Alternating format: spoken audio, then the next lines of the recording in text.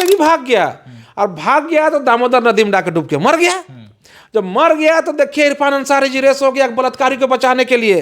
अब बलात्कारी को बचाने के लिए थाना प्रभारी को भी सस्पेंड करवा दिया, और उसके घर में मुआवजा एक नौकरी लेके पहुंच गया ये लोग। मतलब सूर्या हंसदा सूर्या अंसारी होता तो आज देखते इरफान अंसारी को रांची से गोड्डा को एक कर देते। पुलिसकर्मी जो खाकी वर्दी में रखकर जो गुंडाई कर रहा है, ऐसे पुलिसकर्मी को भी आप सजा दिलवाइए, ताकि लोकतंत्र स्थापित हो, लोकतंत्र जिंदा हो और मानवाधिकार का हनन ना हो। ये आदिवासी को खाने वाला सरकार है, लेने वाला सरकार है, उसके अधिकार को खत्म करने वाला सरकार है। छोटे सरकार या फिर संथाल के सीएम कहते हैं, उनका बयान है कुछ दिन पहले कि पंकज मिश्रा की बात कर रहे हैं। हाँ, पंकज मिश्रा की बात कर रहे हैं। उनका बयान है कि वो पुलिस के सामने आ जाओ, चिन्हित कर लिए, नहीं तो पुलिस से कार्रवाई मारे जाओगे। मतलब एक प्रकार से एसपी या डीआईजी या डीजीपी प्रकार से भाषण देता है, या मुख्यमंत्री भाषण देता है। तो वो बोले, और वही चीज हो गया। झारखंड राज्य में एक ही समाज सुरक्षित है, मुस्लिम समाज सुरक्षित है। उसके अलावा कोई समाज यहाँ पर सुरक्षित नहीं है, ना सुरक्षित रहने देगा। सूर्या हंसदा जो इनकाउंटर हुआ उसको आप कैसे देख रहे हैं? देखिए, इस महत्वपूर्ण विषय को लेकर आप इस पर यहाँ पर आए इंटरव्यू लेने के लिए, मैं आपको बहुत बहुत धन्यवाद देता हूँ। और सूर्या हंसदा का पुलिस मुठभेड़ में मारने की खबर एक प्रकार से लगता है कि ये प्लॉट किया गया है, प्लानिंग वे में इस प्रकार का कार्यक्रम पुलिस ने किया है। पुलिस की प्रेस कॉन्फ्रेंस की अगर बात करें तो पुलिस की प्रेस कॉन्फ्रेंस ही पुलिस को कटघरे में खड़ा करती है। 10 तारीख को जैसे उसकी पत्नी बता रही है कि दिन में उनकी बात हुई है, उन्होंने कहा है कि मेरी टाइफाइड हो गया है और तबीयत उनका ठीक नहीं है। उसके बाद 3 बजे पुलिस को गिरफ्तार करती है, गिरफ्तार करके गोड्डा ले जाती है। गोड्डा ले जाने के बाद पुलिस कहती है कि हमने ललमटिया उस इलाके में एक कुछ जंगल है, वो जंगल पुलिस की एक छोटी टीम, इंटरव्यू बोलती है, छोटी टीम वहाँ जाती है, और इसलिए जाती है कि पूछताछ में सूर्या हंसदा बताया कि मेरे पास हथियार है और हथियार वहाँ पर छिपाया हुआ है, पुलिस कह रही है। अब जब वहाँ पर जाता है पुलिस 12:30 बजे रात को, ये अपने आप में एक प्रश्न खड़ा करता है। अगर कोई पुलिस तो भाई आईपीएस होते हैं, वो एसपी होते हैं, आईपीएस हैं, और नीचे के पदाधिकारी पढ़ लिख के नौकरी करते हैं। कोई अगर अपराधी आप मानते हैं, अगर उसको अपराधी मानते हैं, गैंगस्टर मानते हैं, अगर कोई इस प्रकार का कहता है कि वहाँ पर हथियार छिपाए हैं, तो आपको समझना नहीं चाहिए कि भाई हमको कितना बजे जाना है। आप बोलते हैं 12:30 बजे हमने वहाँ पर गया। पहले से सूर्या हंसदा का गैंग के लोग वहाँ पर उपस्थित थे जंगल में, और पहुँचते ही हमारा सूर्या हंसदा हथियार लूट लिया और भागने लगा, और सब वो लोग मिलके गोली चलाने लगा। तो दोनों तरफ से गोली चला, जिसमें सूर्या हंसदा मारा गया। पुलिस यही कह रही है। अब ये बताइए, सूर्या हंसदा को कुख्यात गैंगस्टर पुलिस कह रही है। अगर कुख्यात गैंगस्टर था तो उसका हाथ खुला कैसे था? जब खुला था तभी उतने बड़ा हथियार का पुलिस के लूट सकते हैं, क्योंकि पुलिस पूरी तरह से प्रशिक्षित होता है, और पुलिस ड्यूटी करता है तो अपना पहले हथियार को बचाता है, उसके बाद गोली चलाता है। पुलिस पूरी तरह से जंगल में अगर गया होगा तो पूरी तरह से, कोई भी जंगल में जाता है तो पूरी तरह से पुलिस अपने आप को सुरक्षित रख के जाता है।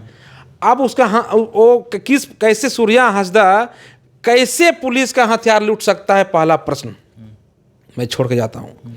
सूर्या हंसदा किस प्रकार से, दोनों हाथ में हथकड़ी लगा लो, कमर भी रस्सी बांधा हुआ रहता है। अगर वो कुख्यात गैंगस्टर पुलिस कर रही है उसके अनुसार मैं बात कर रहा हूँ, कमर में रस्सी, दोनों हाथ बंधा हुआ है, और दोनों हाथ बंधा हुआ तो भाई वो राइफल कैसे लूट सकता है? पुलिस इस जगह जो है कटघरे में खड़ा हो गई है। दूसरी बात यह है कि अगर वहाँ पर उसके लोग थे तो उसके लोग को मालूम कैसे चला?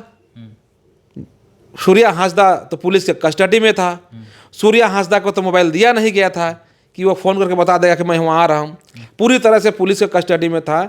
ये साफ दर्शाता है कि वो जो पुलिस मुठभेड़ की बात जो कही जा रही है ये बिल्कुल तरह से निराधार है, और मुठभेड़ के नाम देकर सूर्या हंसदा को पुलिस ने मार दिया, जान से मार दिया, और मार देने के बाद उसको मुठभेड़ का नाम दिया जा रहा है। आप ये बताइए, मैं पुलिस से और सरकार से प्रश्न करना चाहता हूँ, सूर्या हांसदा के आदिवासी बेटा जिनका पृष्ठभूमि आप देखेंगे, आजकल ज़्यादा ही पृष्ठभूमि लोग सोशल मीडिया के माध्यम से देख ही लिए। आप बताइए, वो 4 बार विधानसभा का चुनाव लड़ा है। थोड़ा देर के लिए मान लेते हैं कि वो अपराधी था, लेकिन वो 4 बार विधानसभा चुनाव लड़ा है, तो 5 बार भी लड़ना चाहता होगा। अगर कोई अपराधी मुख्य धारा में भी आना चाहता है तो किस प्रकार से उसको आप गैंगस्टर कहेंगे? आप चुनाव लड़ा, अच्छा खासा वोट लाया, और अपने क्षेत्र में वो हमेशा जो कंपनियां हैं, ECL हो और अन्य कोई तरह तरह का कंपनी है, वो सारा कंपनी में जनता की हक की बात करता है। साथ ही साथ जो अवैध माइनिंग जो माफिया वहाँ कर रहा है उसके खिलाफ वो आवाज़ उठाता था। यह सर्वविदित है। और गरीब बच्चों लोग को स्कूल में मैंने फ्री शिक्षा दे रहे थे, स्कूल खोले थे। तो अब ये बताइए, इस प्रकार के आदमी बहुत कम झारखंड की धरती पर मिलते हैं। और जो वहाँ के एक छोटे सरकार या फिर संथाल के CM कहते हैं, उनका बयान है कुछ दिन पहले कि पंकज मिश्रा की बात कर रहे हैं। हाँ, पंकज मिश्रा की बात कर रहे हैं। उनका बयान है कि वो पुलिस के सामने आ जाओ, चिन्हित कर लिया है, नहीं तो पुलिस से करो मारे जाओगे। मतलब एक प्रकार से SP या DIG या DGP प्रकार से भाषण देता है, या मुख्यमंत्री भाषण देता है। तो वो बोले, और वही चीज़ हो गया, सूर्या हांसदा को मार दिया। मेरा स्पष्ट यही कहना है कि ये राज्य की जो सरकार है, ये तो कहती है कि आदिवासियों की सरकार है। विधानसभा में 28 सीट में 27 सीट आदिवासियों ने भरपूर वोट देकर सरकार को बनाया है। और सूर्या हांसदा एक ठीक है, दबंग था, लड़ाकू था, जनता की लड़ता था। उनका वीडियो है, कह रहे हैं कि भाई ECL कंपनी, अन्य कंपनी बोल रही है कि पहाड़िया क्षेत्र में स्कूल तो खोलो। वीडियो में बोल रहे थे स्कूल तो खोलो, ये तो नहीं बोल रहे थे कि हथियार का जखीरा खोलो, या फिर यहाँ पर राज्य को बर्बाद करो, या इस क्षेत्र को बर्बाद करो। स्कूल खोलने से क्षेत्र सुधरता है। स्कूल तो खोलो, अस्पताल तो खोलो, तब तक क्षेत्र बंद रहेगा। वो उनका सैद्धांतिक या संवैधानिक अधिकार था कि वो आंदोलन कर रहे थे, अपना बात को रख रहे थे। लेकिन वहाँ जो खनन माफिया लोग हैं, जिनका नाम अभी बोले आप, जिनका सरगना पंकज मिश्रा है, उनको तकलीफ लगता था कि अगर जितना मजबूत हो जाएगा, आने वाला समय में यहाँ पर माफियागिरी चलने नहीं देगा। और संथाल क्षेत्र में इस प्रकार का नेता बहुत कम मिलते हैं। गुरुजी भी संघर्ष करते थे, तो इसी प्रकार से संघर्ष करते थे। उनके ऊपर ही पुलिस लाठियां बरसा, पुलिस खोजती थी। पुलिस को भी शिबू सोरेन को भी गैंगस्टर कहा जाता था उस समय, जब शुरू आंदोलन करते थे। उस समय देखिए कांग्रेस सरकार क्या कहती थी। उस समय के पेपर बहुत कम आता था। उस समय कांग्रेस सरकार ही कहता था ये गुरुजी को गैंगस्टर, तो क्या क्या उसे बोलता था। अब सूर्या हांसदा जी जो इस प्रकार से संघर्ष कर रहे थे व्यवस्था परिवर्तन के लिए, कि भाई ये व्यवस्था वहाँ पर है, वो व्यवस्था बिल्कुल आदिवासी मूलवासी विरोधी है। वहाँ के खनिज संपदा लूटी जा रही है और बाहर के लोग लूट रहे हैं। तो उसका आवाज़ अगर उठाना गलत है, तो मुझे नहीं लगता कि सरकार का रहना यहाँ पर कोई औचित्य है। ये सरकारी आदिवासी मूलवासी के लिए बना है, सरकारी जल जंगल जमीन किनारा पर बना है, सरकारी खनिज संपदा बचाने के नारे पर बना है। अगर खनिज संपदा बचाने के, जल जंगल बचाने की बात करने वाला इस प्रकार से आदिवासी बेटा को मारा जाएगा, तो राज्य की स्थिति सही नहीं है। इसलिए हम यह कहते हैं कि राज्य की मुख्यमंत्री जी को अगर पता नहीं है, क्योंकि वो पिताजी के श्राद्ध कर्म में निमरा में है, हो सके उनको इस चीज़ का मालूम नहीं होगा। आज जब मालूम अगर उनको चल गया होगा, तो निश्चित तौर पर उनसे हम आग्रह करते हैं कि आदिवासी बेटा के परिवार को न्याय अब दिलाइए। और ऐसे पुलिसकर्मी जो खाकी वर्दी में रखकर जो गुंडाई कर रहा है, ऐसे पुलिसकर्मी को भी आप सजा दिलवाइए, ताकि लोकतंत्र स्थापित हो, लोकतंत्र जिंदा हो और मानवाधिकार का हनन ना हो। जांच पर हम लोग को भरोसा नहीं है, CBI जांच हो। इसलिए हम कहते हैं ना कि बहुत को झारखंड के अंदर इस प्रकार के आंदोलन कर रहे हैं, माफिया के खिलाफ, खनिज संपदा के बचाने के लिए, जल जंगल जमीन के लिए कई लोग संघर्ष कर रहे हैं। कौन आदमी कौन कब नजर में चढ़ जाएगा, कब दूसरा सूर्या हांसदा बन जाएगा, डर हम लोग को लग रहा है ना भाई, हम लोग को डर लग रहा है। अच्छा, हम लोग ऊपर भी पहले से भी आंदोलनकारी है, केस है। पुलिस बोल देगा कमलेश राम के ऊपर भी रंगदारी का 3-4-5 केस है, विभिन्न थानों में केस है। हम लोग आंदोलनकारी हैं, हम लोग आंदोलन समय बहुत केस खाए हैं। तो अब हमको डर लग रहा है, हमको तो इसीलिए तो बोल रहे हैं बात को कि इस प्रकार का बंद होना चाहिए। खाकी वर्दी, जनता को सुरक्षित रखिए, जनता को सुरक्षा दीजिए, आप मारिए मत।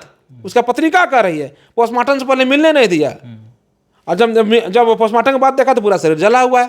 तो आपको जला के मारने का, गोली मारने का अधिकार किसने दिया? कि आप जो पढ़ाई करके आए उसमें मानवाधिकार के बारे में लिखा हुआ है कि नहीं लिखा हुआ है, मानव का अधिकार, जीने का अधिकार है कि नहीं है। अब किसी की जान कैसे ले सकते हैं पुलिस पदाधिकारी।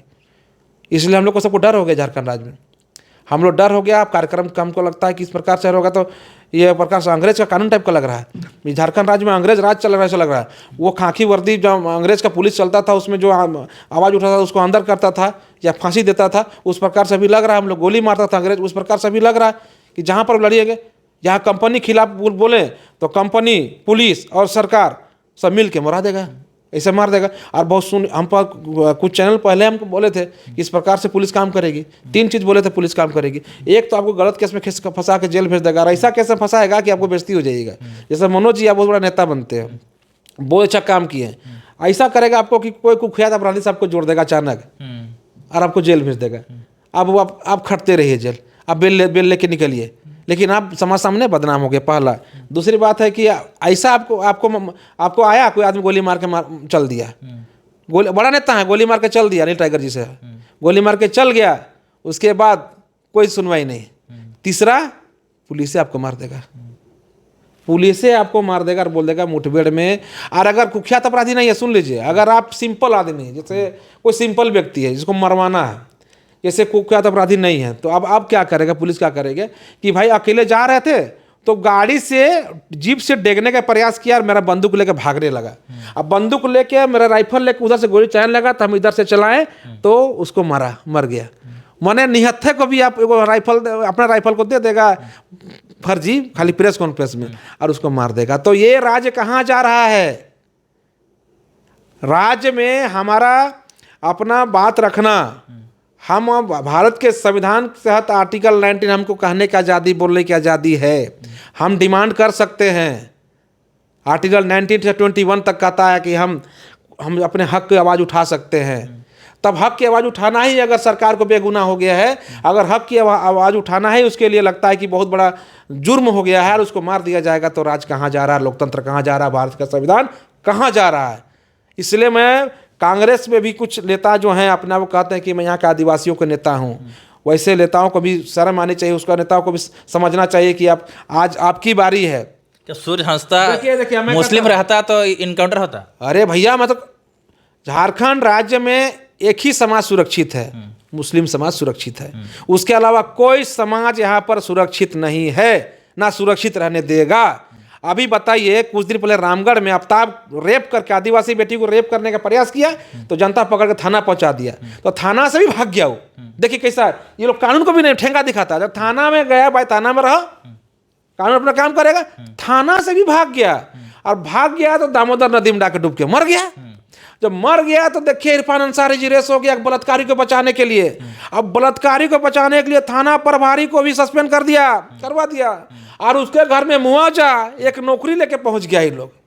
मतलब सूर्या हंसदा सूर्य अंसारी होता तो आज देखते इरफान अंसारी को रांची से गोड्डा को एक कर देता, उस सब अपना कुर्सी तुर्सी सब छोड़ देता। मंत्री जी चुप है, सब चुप है ना, आदिवासी के विषय आएगा चुप है।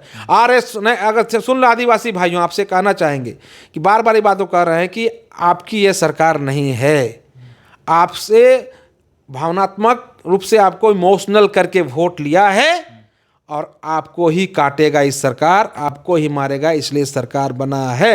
ये बात से आप भूलिए मत, ये बात आपकी चरितार्थ होने वाला है।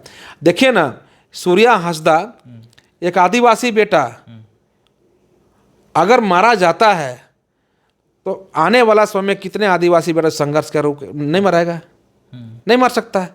इसलिए ये जो सरकार है, ये आदिवासी को खाने वाला सरकार है, लेने वाला सरकार है, उसके अधिकार को खत्म करने वाला सरकार है।